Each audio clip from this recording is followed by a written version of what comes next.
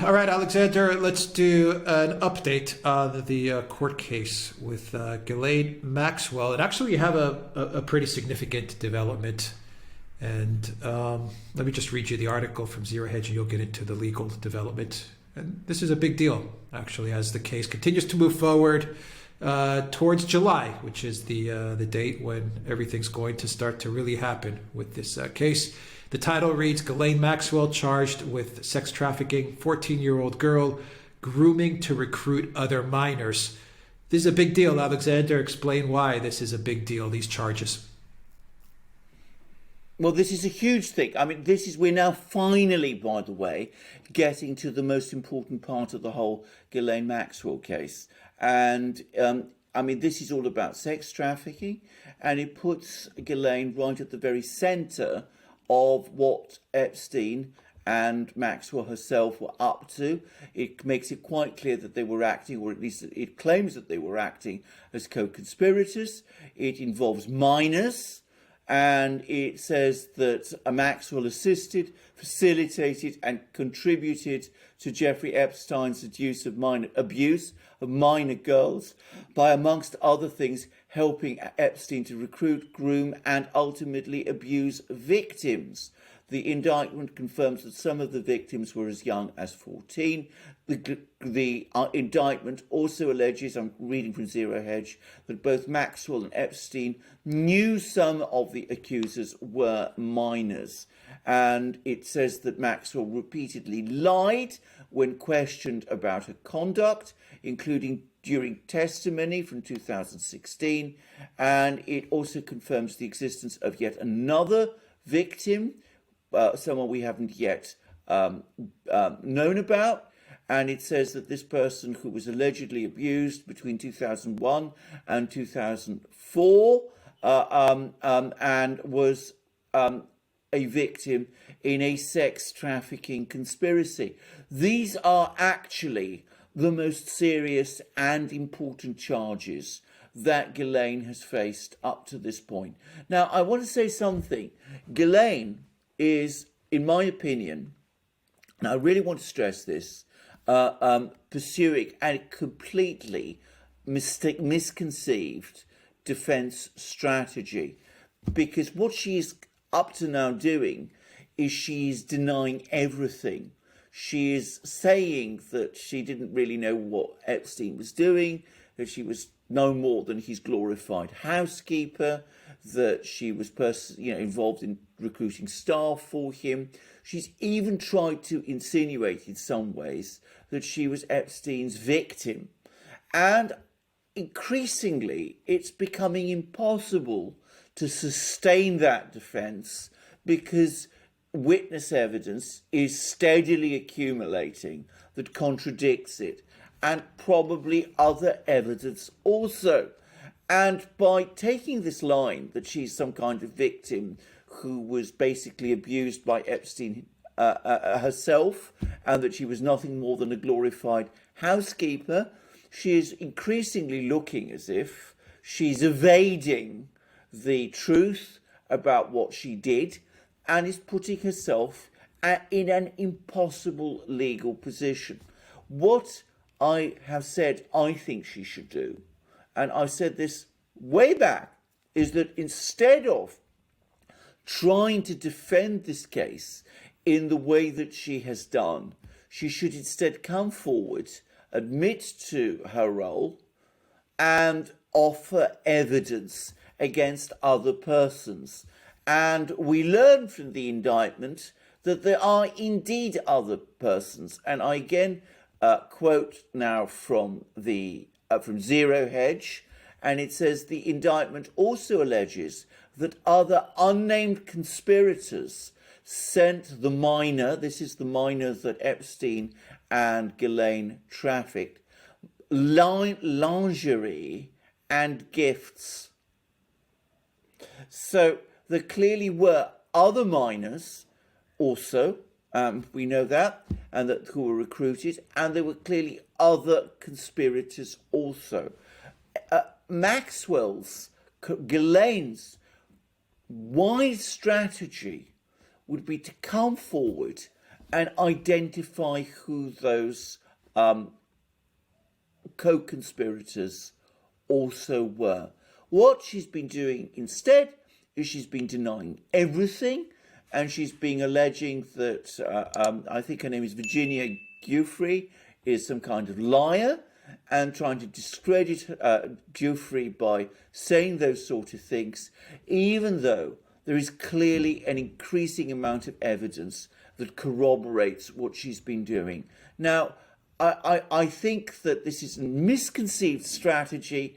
I think it's going to fail. I think it is already failing. I think it is failing badly.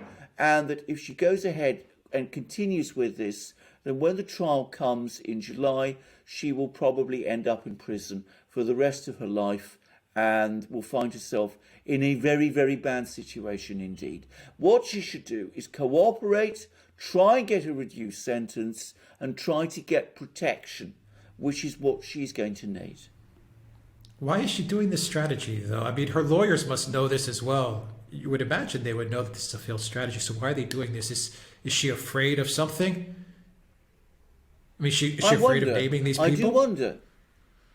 Well, I do wonder. Maybe she is. Maybe she has some kind of misguided loyalty to them. Or perhaps more plausibly, she's afraid of them and afraid of the consequences of coming forward and telling the truth. But ultimately, the truth is her only protection here. Okay, I mean, I can't put it more straightforwardly than that. The more she tries to conceal it, the more difficult her position becomes, both with the charges that are being made against her and with the prosecution, but also, dare I say it, with whoever she may be afraid of, because whoever that person or persons are, they will be seeing, just as we are seeing, the direction that case is taking. And they will be wondering themselves how long it is before Ghislaine finally admits and finally comes forward and gives the evidence that might implicate them. So if she is afraid of those people, what she should do is set out all she knows now and get the protection she needs now, rather than delay until perhaps that protection comes to her too late. I just still don't understand why she's, there must be a reason why she's going down this path. It seems that there's no way out for her, but I'm waiting for that Epstein type of surprise. I'm not saying she's going to meet the same fate as Epstein, whatever that fate was. We really don't know, to be honest. Yes. We all know that we don't know what happened exactly, but something tells me there's going to be a big surprise here. I don't know. Well, that's the other possibility, which is, of course, that Maxwell at some level believes that it's all going to come right for her, and that things will turn out otherwise at the trial than, we assume, and that she's still can't bring herself to believe that she's in the serious trouble which she actually is in. I have to say that at the moment the indications do not point in that direction, and if she does think in that way, in that respect, then this superseding indictment should act, I would have thought, as a clear warning.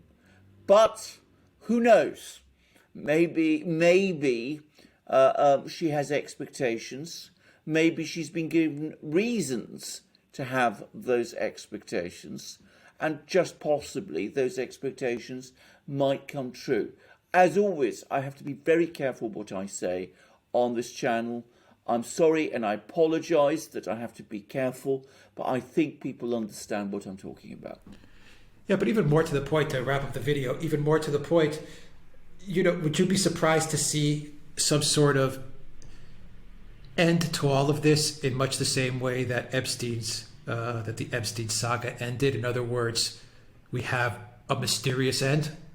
We're given a story. No one really believes it, but then we're told we have to believe it, and we're kind of left hanging. No one really, and that's the truth, no one really knows exactly what happened, nor have we been given a conclusive, proven, factual, evidence-based story as to what happened. I mean, we no one knows. Are you worried that the whole Ghislaine story, not Ghislaine, but the whole Ghislaine story is going to wrap up in that sort of way as well? In other words, it's just going to end up in some sort of something happening to her or to someone, and we're fed one narrative, but we know it's ridiculous, and that's it. We get played again. Are you worried? Are you worried for that? Yeah. Well, absolutely, I am. I mean, I don't know that it's going to happen, but I won't be at all surprised if it is. And I'm going to say something else. The longer Ghislaine persists with this strategy, this defense strategy that she is pursuing now, some would say that the more likely that outcome which you suggest is or will happen, because that seems to point to that as the logical endpoint. That would be a disaster, by the way. It would mean that not only would there have been no effective justice done, but of course this whole thing will fester, and a lot of people in the United States will feel cheated, not just the victims, but people who've been following this case carefully and who are aware of what's been happening. And that would be an absolute disaster, and it will feed all sorts of ideas. And the way to avoid doing that is to have a clear and transparent end to all of this. And that unfortunately requires Ghislaine coming forward and providing all the information that she knows, and everybody who was involved, all these mysterious conspirators, us being told who they are. And that would be a satisfactory end to this. But I have to say this, it's beginning to look increasingly unlikely that will happen. All right, we'll leave it there. Alexander Burkhurst, thank you very much. Guys, hit that like on your way out. Also, make sure you subscribe to the channel. Check your subscription. Check that bell. Make sure you're still getting notifications from our channel. Also, make sure to go to the Duran shop and pick up some great merch, hoodies, sweatshirts, t-shirts, and magic mugs. Absolutely. And of course, check us out on our other platforms, and make sure you check your subscription. Look up our discourse server, and we look forward to you joining us both on this channel and our other channels for our future programs. Thank you for joining us on this one, and have a wonderful day. All right, take care, everybody.